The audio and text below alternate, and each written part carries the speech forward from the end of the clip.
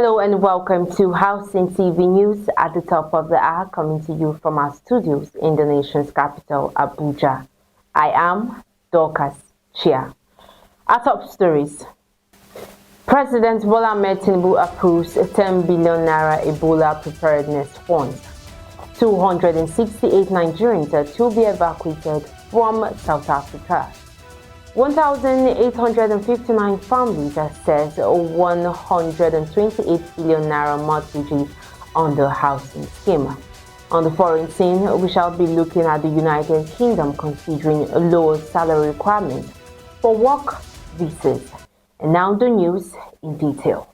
President Bola Tinubu has approved the establishment of a presidential task force on Ebola virus disease preparedness and emerging public health threats, and the immediate release of 10 billion naira to strengthen Nigeria's readiness against a possible Ebola outbreak. According to the presidency, the fund will boost the capacity of the Nigerian Center for Disease Control and Prevention and support emergency public health response activities.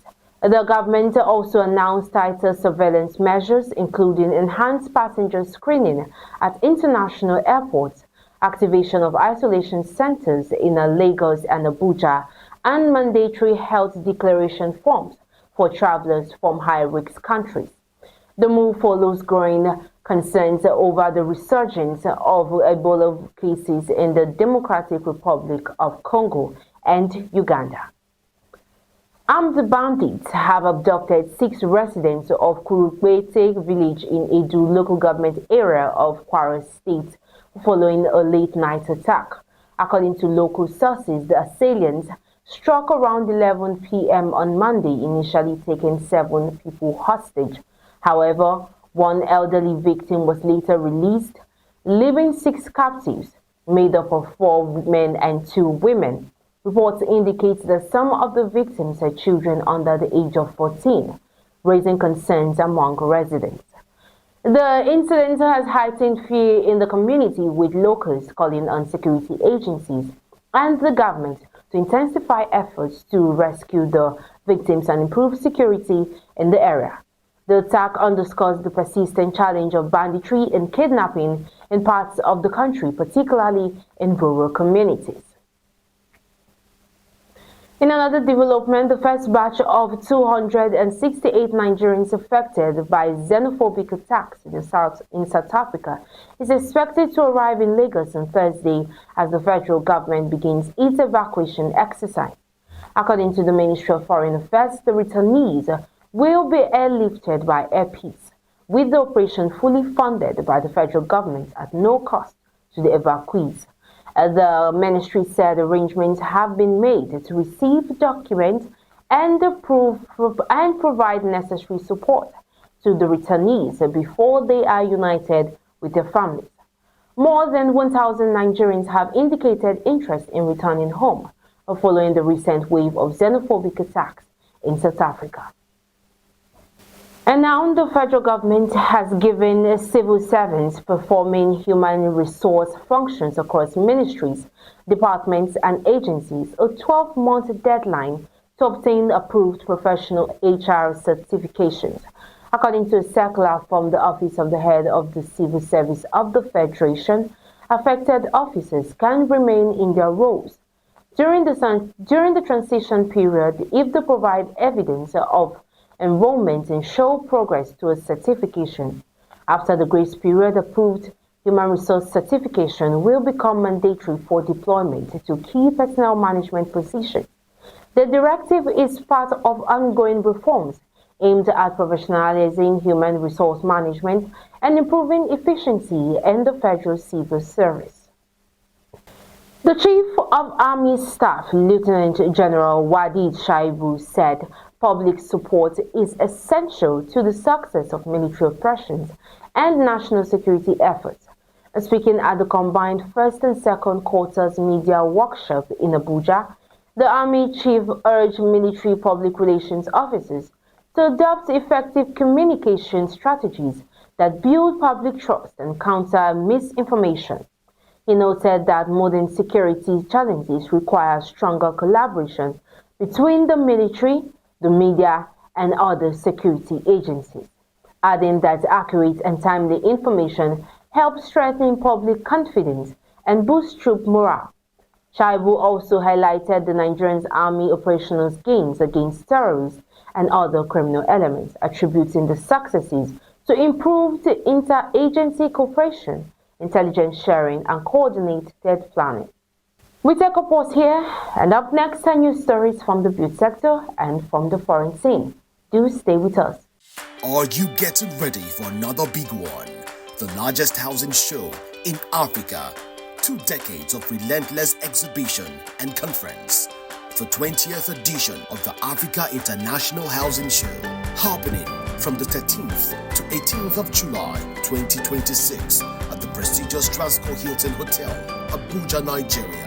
This premier event is Africa's largest housing and construction expo, attracting over 50,000 attendees in Africa and beyond, thereby giving room for developers, construction giants, financiers, home interiors, mortgage and microfinance banks, drawing from about 21 different countries of the world. Get ready to be part of history.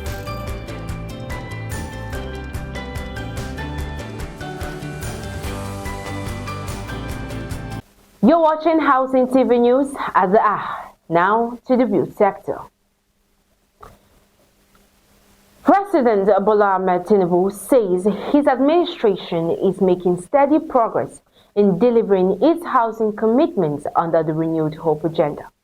According to the president, more than 15,000 housing units are currently under construction across the country, with major developments in Abuja and Lagos nearing completion. He said the government is also reforming land registration processes, promoting the use of local building materials, reducing construction costs, and expanding access to affordable home ownership. President Bola Tinubu disclosed that beneficiaries in 25 states have accessed 128 billion naira in mortgages through the Murphy Real Estate Investment Fund at a fixed interest rate of 9.75% over 20 years. While acknowledging Nigeria's housing deficit, the president said the housing sector is being positioned as a catalyst for economic growth, job creation, and increased access to affordable homes. Still from the president, the President Bola Tinubu says 1,859 families across 25 states have accessed over 128 billion naira in mortgages through the Murphy Real Estate Investment Fund under his administration's housing program. According to the president, the mortgages are offered at a fixed interest rate of 9.75% over 20 years, aimed at making home ownership more affordable. President Tinubu also disclosed that over 15,000 housing units are currently under construction nationwide, with major projects progressing in Abuja and Lagos under the renewed hope agenda. He added that the government is addressing challenges such as land registration, access to construction equipment, and high building material costs while promoting local production and expanding affordable housing opportunities for lower-income Nigerians. The president described housing as a key driver of economic growth, job creation, and wealth creation, saying the sector has become an important part of the government's development strategy. The Anambra State government says it is developing a mass housing policy in partnership with the private sector to address the state's housing deficit and rising rental costs. According to the Commissioner for Information and Value Reformation, Law Mefor, the decision was reached during the State Executive Council meeting in Awka. The initiative aims to boost housing supply and make accommodation more affordable for residents. The council also approved measures to strengthen project delivery, including making tax compliance a requirement for companies bidding for government contracts and proposing a law to regulate scrap dealers to curb vandalism of public property. In addition, the council approved several infrastructure and healthcare projects across the state. Moving on to the foreign scene. The United Kingdom may ease access to work visas for foreign professionals following new recommendations by the country's Independent Migration Advisory Committee. The committee proposed lowering occupation-specific salary thresholds under the skilled worker visa route for basing them on the 25th percentile of earnings rather than the current median salary level. The move is aimed at addressing labor shortages while maintaining competitive wages. The recommendations also include a €33,400 salary threshold for new entrants, making it easier for young professionals and recent graduates to qualify for UK jobs.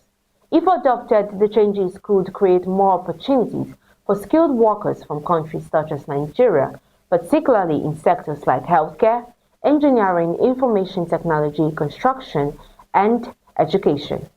We take another pause, and when we return, we take news from the business sector and the sports. Do stay with us. I'm Debbie Erb. I'm the founder of DLE Advisors, LLC. I just finished a really interesting session talking with the audience here at the International Housing Show. I have attended the show before, and I have to say it's bigger. It's bigger and better than it was 4 years ago. An incredible array of opportunities, companies, and new innovations in the housing space. So it's very exciting to be here. Thank you, Festus Adebayo. He's my guy. It's so well attended, and there's so many people here that I know who are movers and shakers in the industry. So I definitely recommend attending if you possibly can. I am Ada Fong, the former Deputy Director of Housing from the Hong Kong Housing Authority. I think it's a very interesting housing show and conference that brings together a lot of experts and talents and government officials in Africa to explore the subject of housing in Africa. It's a very worthwhile initiative that you do it once every year. My name is Adeola Olushodo. I'm the Executive Director, Lagos State Development and Property Corporation. I'm here at the Abuja International Housing Show 2025, and this is a show that brings all the experts and all the major players in the real estate sector together.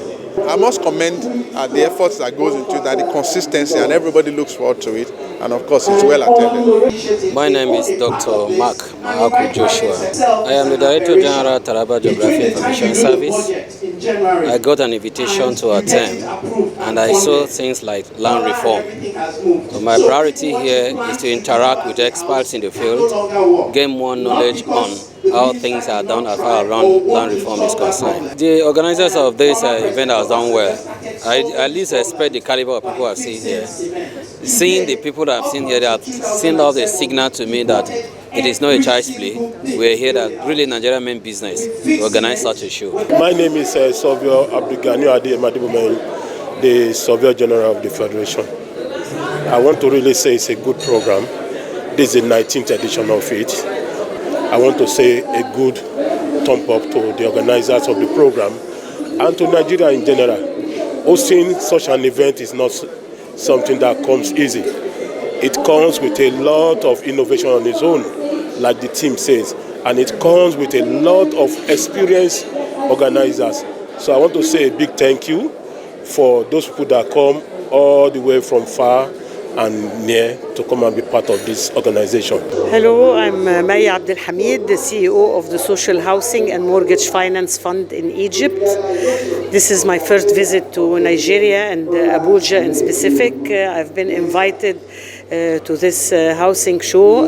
This is my first visit to Nigeria. I've had a good chance to meet with all the Nigerian officials as well as the African ministers and delegations. I think the presentation helped a lot and giving insights to those attending. I also benefited from hearing other experiences from the experts from across the continent and the international experts as well. My name is Rolando Benoba, and this is the Rolando Benoba Real Foundation for Housing and Urban Development. Shout out to IIHS. You guys are doing a great job. This is the 19th edition, and I think it's just going to keep getting better and better and better. Kudos to the team at AIHS.